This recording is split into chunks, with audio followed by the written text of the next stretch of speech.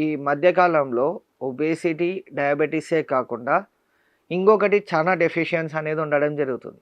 అది ఏంది అంటే వైటమిన్ డి డెఫిషియన్సీ అనేది ఒకటి. ఎందుకు అనంటే ఇప్పుడు చిన్న పిల్లలు కావచ్చు, పెద్ద పిల్లలు కావచ్చు, మన పెద్దలు కావచ్చు, ఈ మధ్యకాలంలో అపార్ట్మెంట్స్ కావడం వల్ల, గ్రేటర్ కమ్యూనిటీస్ కావడం వల్ల, లేదా మన టైమ్స్ మన ఆఫీస్ షెడ్యూల్స్, బిజీ షెడ్యూల్స్ వల్ల మనకు వైటమిన్ డి డెఫిషియన్సీ లోపం అనేది చాలా రకాలుగా ఉంది. ఎందుకనంటే నా తోటికొచ్చే క్లయింట్స్‌కి గానీ, పేషెంట్స్‌కి గానీ చాలా రిపోర్ట్స్‌లో టాలీ చేస్తే బయోమేకర్స్‌లో పక్కా ఒక 20 మెంబర్స్ నథింగ్ బట్ 20 పేషెంట్స్ లేదా 20 క్లయింట్స్ వస్తే దాంట్లో 10 మెంబర్స్ కన్నా వైటమిన్ డి డెఫిషియన్సీ అనేది పక్కాగా ఉంటుంది. అది ఎందుకోసం వస్తుంది? ఇంతకుముందు మన పూర్వీకులు లేదా మన తల్లిదండ్రుల టైంలో ఏ ఒక్కరికి కూడా వైటమిన్ డి డెఫిషియన్సీ అనేది ఉండేదే కాదు. ప్రతి ఒక్కరికి ఉండాల్సిన దానికంటే ఎక్కువ ఉండేది. కానీ ఇప్పుడు ఎక్కడ దొరుకుతుంది ఆ వైటమిన్ డి డెఫిషియన్సీ అనేది? ప్రతి ఒక్కరిలో ఉంది.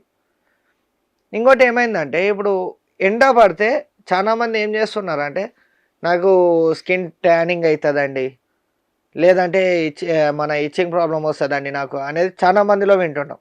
కానీ అది అబ్సల్యూట్లీ నో. అది ఏ టైంలో ఉండాలో ఆ టైంలో ఉంటే ఏం కాదు. మనం ఏం చేస్తున్నాం, మనం అదేది 11:00, 10:30, 12:00 ఉంటే ఆ టైంలో ఉన్నప్పుడు స్కిన్ ట్యానింగ్ కాక మరి ఇంకేమవుతుంది?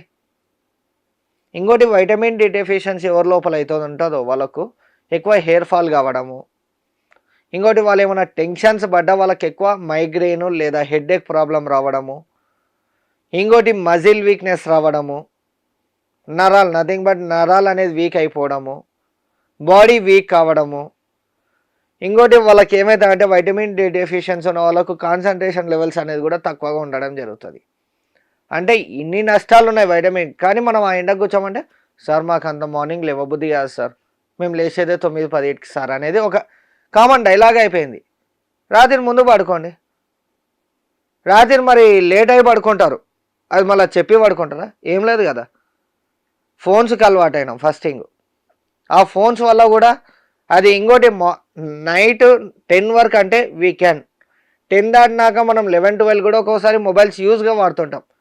వాడినప్పుడు ఏమవుతుందంటే ఆ లైటింగ్ వల్ల మనకు ఆ రేస్ అనేది కళ్ళలోకి పడితే కూడా రెటీనా డ్యామేజ్ అవుతుంది.